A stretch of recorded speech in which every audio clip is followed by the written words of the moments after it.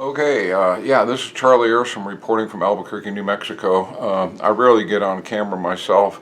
I usually am photographing other people on camera, but due to the lack of the coverage of a very important hearing that happened yesterday on, what was it, April 25th in Albuquerque at the Second Judicial Court, District Court, concerning the former APD records custodian, Albuquerque Police Department records custodian, Ronaldo Chavez.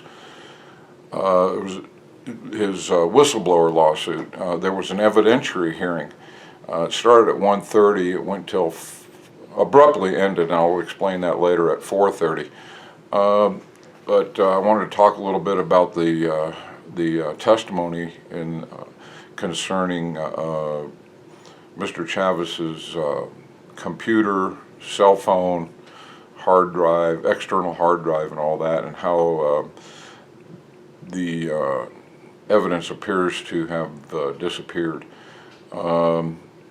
The prosecution, or the plaintiff, put on two witnesses, himself, Mr. Chavez himself, and a computer forensics expert that they hired, that he hired to evaluate his computer and external hard drive and his cell phone, his city issued cell phone. The city defense put on 5 witnesses, and so anyway, let me go into what happened. The testimony showed that the cell phone had been wiped. It had been updated to a new operating system and had a second update for another new operating system pending.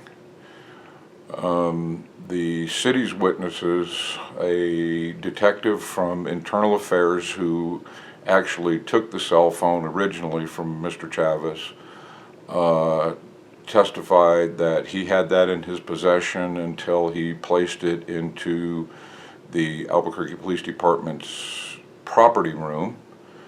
He testified that he did not know if that phone was turned on or off. He never checked it. And then the property room technician, who was not present at the time when that phone was brought into the property room, testified to basically the same thing, that he never looked at the phone to see if it was turned on or off, and yet the city is saying that they had secured that evidence. But if the phone had never been turned off, then it may have been physically secured, but not electronically secured. And the evidence shows that the phone, once it was given to the plaintiff's forensics expert, had been wiped. So all of the information that was on that was gone. The evidence there was gone. As to Mr. Chavez's desktop computer,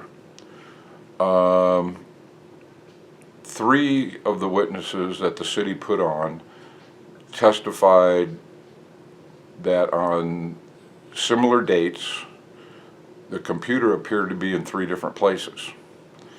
It was in his office, it was not in his office, it was in the property room, it was not in the property room. It was very, very confusing.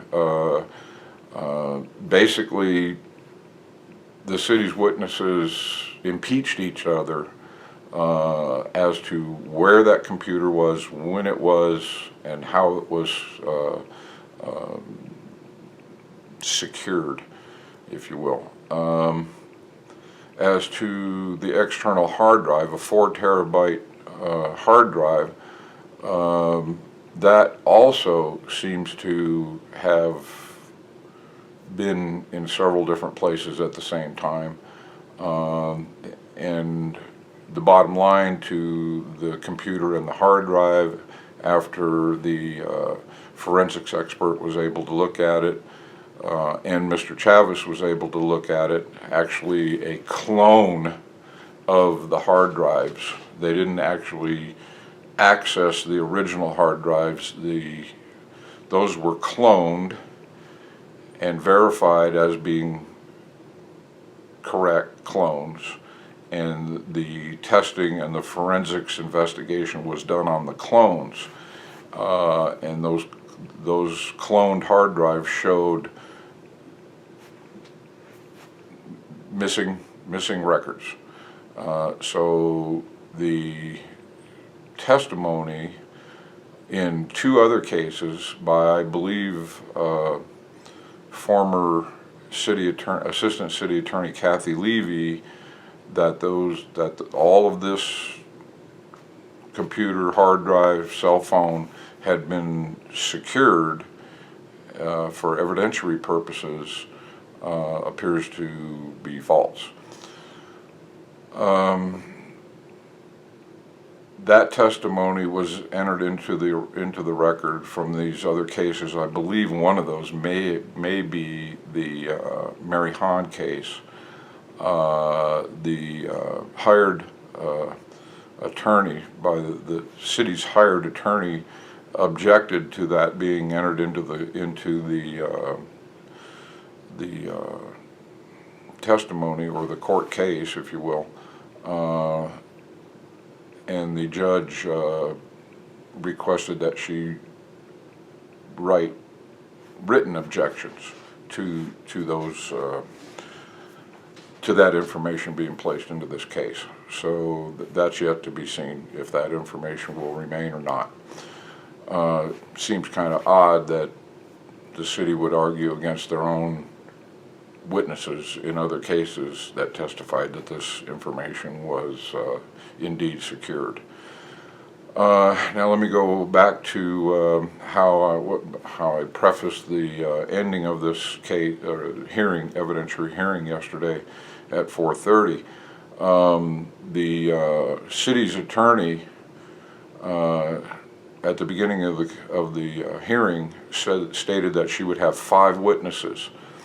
And at 4:30, after she had put her 5th witness on the stand, she called a 6th witness. The judge questioned this, told the attorney that, he had advised her about an hour and a half before that. They took a little break around a little after 3 o'clock, took a 10-minute break, that they had until 4:30 to finish this up. The city attorney didn't argue with that, and told the judge that she had 5 witnesses. And after the 5th witness was put on the stand, she called a 6th witness. Time was at 4:30. The judge questioned this, and the city's attorney said she had 8 witnesses, and one of them was a IT expert, a forensics expert, computer forensics expert of their own, that appears to have been brought in from Florida. And the judge became very angry, told the city attorney that he didn't understand why she had not asked for more time,